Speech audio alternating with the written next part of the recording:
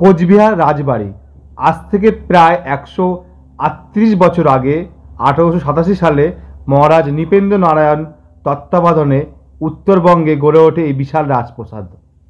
নাম দেওয়া হয় ভিক্টোরিয়া জুবলি প্যালেস। পরে এই প্রাসাদ লোকে মুখে কোচবিহার রাজবাড়ি নামে পরিচিত হয়। মহারাজ নৃপেন্দ্র নারায়ণ ছিলেন এই কোচ বংশের শাসক। এই কোচ বংশ কোচবিহারে প্রায় 500 বছর শাসন করে। আপনারা জানলে অবাক হবেন, যখন সারা ভারতবর্ষ বাংলা ব্রিটিশদের পরাধীন ছিলেন, তখন এই একমাত্র কোচবিহার রাজ্য কিন্তু একটি স্বাধীন রাজ্য ছিল। রাজস্থানে জয়পুরে বিখ্যাত মহারানী গায়ত্রী দেবী এই কোচ বংশের কন্যা ছিলেন। তাই আপনারা খেয়াল করে দেখবেন, জয়পুরে কিন্তু অনেক কোচবিহারের মানুষ দেখতে পাওয়া যায়। এখন আছি কোচবিহারের রাজবাড়ি। তা কোচবিহার রাজবাড়ি কবে বন্ধ থাকে, ঢুকতে দেয় না ভেতরে, সেটা আমার ভিডিওতে দেখো, আমি সমস্ত কিছু বলে দিয়েছি। কোচবিহার রাজবাড়ি আর কোচবিহার রাসমেলা দেখার জন্য এবার কিন্তু আমি জেনারেল বগিতেই গেছিলাম, কামরূপ এক্সপ্রেসে। জেনারেল বগি প্রথম থেকে একটু ভিড়ভাড় ছিল, কিন্তু মালদার পর থেকে ভিড় তেমন ছিল না, ফাঁকাই ছিল বলতে গেলে। তা বলে রাখি, আমাদের হাওড়া থেকে পুরী 550 কিলোমিটার, কিন্তু কোচবিহারের দূরত্ব 720 কিলোমিটার। রাস্তা মোটামুটি ভালোই, কিন্তু আমার জেনারেল বগিতে খুব একটা অসুবিধা হয়নি, ফাঁকা ফাঁকাই আমি চলে গেছিলাম। সারারাত্রি ট্রেন চলে এনজেপি চলে আসলো ভোর 5টা 5:30টার মধ্যে। তাই এখানে নেমে একটু চাটা খেলাম, তারপরে আবার ট্রেন এনজিপির পরে হলো নিউ জলপাইগুড়ি রোড। আসামে গুয়াহাটি যাওয়ার সময় কামরূপ এক্সপ্রেসে গেছিলাম, কিন্তু এইভাবে স্টেশনগুলো ভালোভাবে দেখা হয়নি। তারপরে আসলো নিউ ময়নাগুড়ি স্টেশন, তারপরে স্টেশন ধূপগুড়ি পরে যেটা আসলো ফালাকাটা, আর ফালাকাটার পরেই আমার গন্তব্য নিউ কোচবিহার। এবার আমি নামবো ট্রেন থেকে। আমাকে কোচবিহার স্টেশনে নামিয়ে আমার ট্রেন চলে যাচ্ছে। সত্যি আমাদের পশ্চিমবঙ্গ কত বড় জায়গা। আমি কালকে হাওড়া থেকে উঠেছি 6:30 সন্ধে, আর এখন বাজে 8:15, প্রায় 14 ঘন্টা ট্রেনে আসলাম, তবু পশ্চিমবঙ্গ শেষ হয়নি। এরপরেও আছে তোমার নিউ আলিপুর দুয়ার, তারপরে কামাকগুড়ি, মানে এখন 40 কিলোমিটার গেলে তা পশ্চিমবঙ্গ শেষ হবে। তারপরে আছে তোমার আসাম। তাও তো আমি বলতে 14 ঘন্টা জার্নি করলাম, প্লাস এখনও 1.5 ঘন্টা জার্নি করার পর বেঙ্গল ছাড়বো।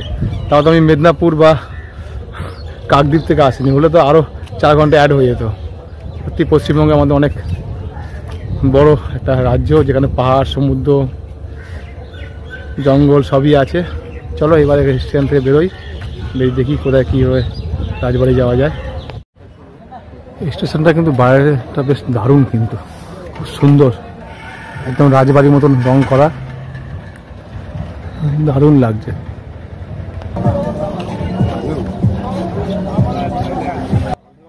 নিউ কোচবিহার স্টেশনের পাশেই রয়েছে অটো স্ট্যান্ড। এখান থেকেই অটো মাত্র 20 টাকার ভাড়ায় চলে যাওয়া যায় একবারে রাজবাড়ি সোজা। ও রাজবাড়ির পাশেই আবার অটো ও বাস স্ট্যান্ড।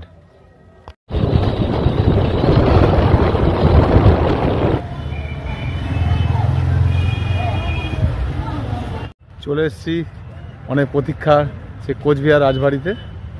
টিকিট কাটলাম 25 টাকা করে টিকিট। রাজবাড়ির সামনে কিন্তু বেশ অনেকটা সুন্দর ফাঁকা জায়গা রয়েছে, বাগান মতন, দারুণ জায়গা কিন্তু, পুরো এরিয়াটা বিশাল এরিয়া। আর এই যে হলো রাজবাড়ি, এই হলো কোচবিহারের রাজবাড়ি, প্রসিদ্ধ রাজবাড়ি। তা আমি জানতাম যে এই রাজবাড়ির যে মাঠ, এই মাঠেই হতো রাসের মেলা হয়, কিন্তু না, এই কোচবিহার রাজবাড়ি মাঠে না, এখান থেকে একটু দূরে, ওই 1 কিলোমিটার দূরে হবে, সেখানে হলো মদনমোহন মন্দির, সেখানেই কিন্তু রাসের মেলাটা হয়, যে 1 মাস ধরে মেলাটা হয়। আমি জানতাম আগে যে এই কোচবিহার রাজবাড়ির সামনেই যে মাঠ, সেখানে মেলাটা হতো, মেলা হয়, ওটা ভুল ধারণা আমার।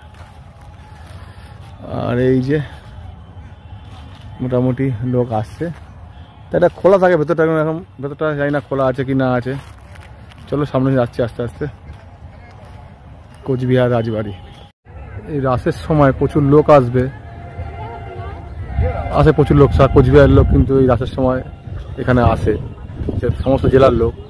কিন্তু এই রাজবাড়িটাকে রং টং করলে ভালো লাগে, রং টং করেনি। রাজবাড়ি সত্যি দেখার মতন রাজবাড়ি। পশ্চিমবঙ্গের যেটা রাজবাড়ি আছে তার মধ্যে সব থেকে উল্লেখযোগ্য রাজবাড়ি হলো এই কোচবিহার রাজবাড়ি।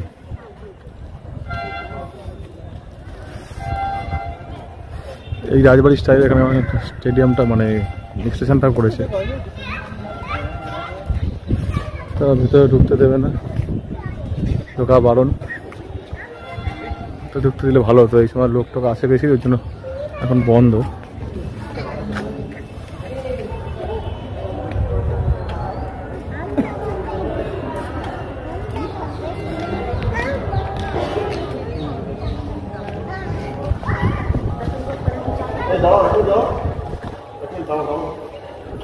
রাজবাড়ি সংগ্রহশালা প্রতিদিন সকাল 10টা হইতে বিকাল 5টা পর্যন্ত খোলা থাকিবে।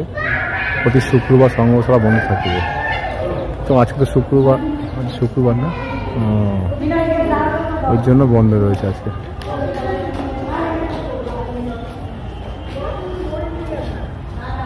এটা মনে রাখবেন যে শুক্রবার কিন্তু রাজবাড়ির সংগ্রহশালা সেটা বন্ধ থাকে। জানতাম না আজকে শুক্রবার, তাই আজকে বন্ধ থাকে। কপাল খারাপ, আর ভিতরে ঢুকতে পারলাম না, দেখাতে পারলাম না যে ভেতরে কী কী সংগ্রহশালা কী কী রয়েছে।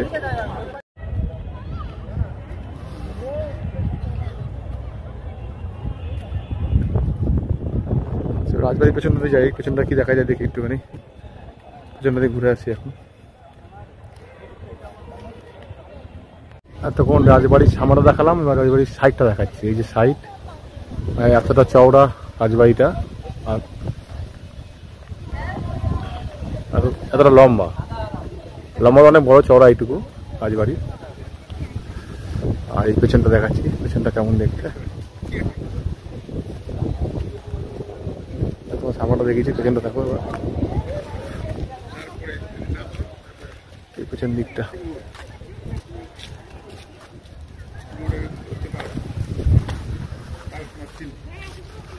পেছন দিকটা খুব সুন্দর, সামনের দিকে রূপটা আলাদা, পেছন দিকে রূপটা আলাদা। এই দেখো পেছন দিকটা দেখো রাজবাড়ি।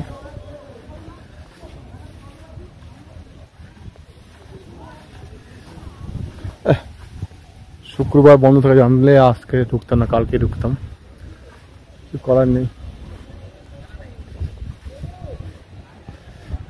এই যে পেছন দিকটা রাজবাড়ি।